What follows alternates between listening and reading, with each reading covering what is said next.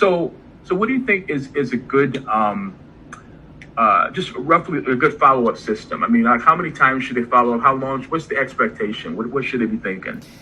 Yeah, I mean, so what we help set up is the initial follow-up, and then we have other campaigns and stuff. So, depending on the situation with the lead, they can drag and drop to certain aspects of the parts of the pipeline, and it'll put them on certain sequences to help take that burden off. But for someone that's like, okay, well, what is the best practices for following up with inbound lead generation would be, so what I tell people, there's actually several different points we can make here. Number one is you want to follow up as fast as possible. Within normal daytime hours, of course. So I've heard of like the 2-minute rule, the 5-minute rule, and the 15-minute rule. It's all kind of the same thing, just as soon as you can. But that kind of like time window is really important for inbound leads for that first initial call. So this is why we make sure we get at least a text out and a ringless voicemail out pretty soon after they first come through. To illustrate this. And I've brought this up in the past, I think, talking to other people, but I used to work with a company out of Philly. They were doing campaigns out of Philly and South Jersey. We did Facebook. We also did PPC. They were finding PPC worked better for their market at that time.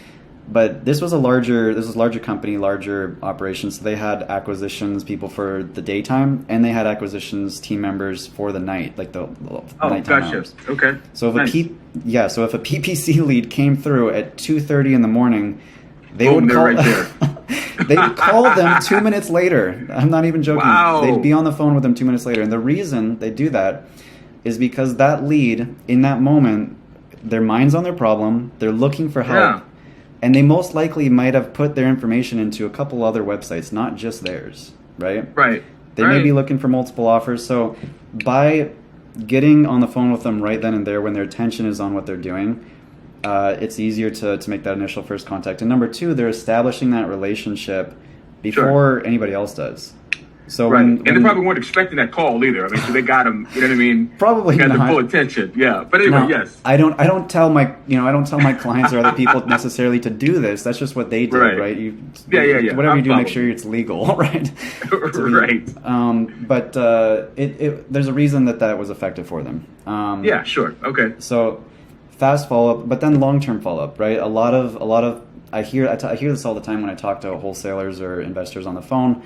They're basically saying like, we've got a bunch of leads we did from XYZ, and now they're kind of just falling through the cracks. Like, maybe they're not ready for more inbound leads because the leads that they're already doing from outbound, whatever their system they already have going, they know that they're missing out on deals because they just didn't do the follow up, or their system needs some holes being plugged. So having that long term follow up is also really important. And you're going to see with Facebook, that's going to be a little bit more important, I think, than with Google. But whatever inbound lead generation you're doing, it's a huge piece. So consistent, so quick follow-up at the beginning, consistent follow-up, from that point onward.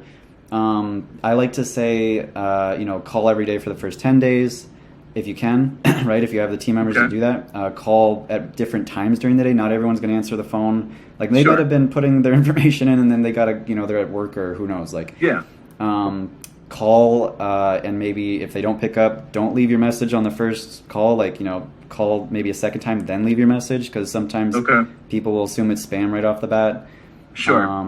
Gosh, what's another?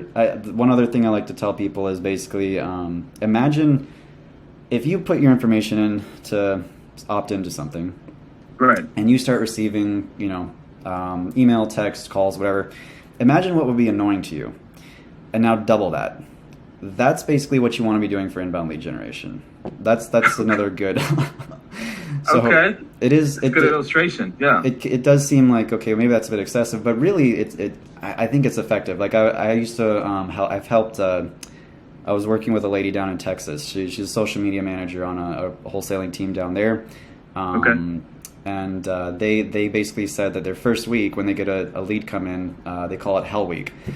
Because they're going to basically make that lead wish they had never opted into their system. They're going to be getting so much follow-up from them. Right. They almost want to make that lead regret that they ever got in contact with them. It's like, but it's effective. It works. I was going to ask, is that effective? And that's hilarious. It is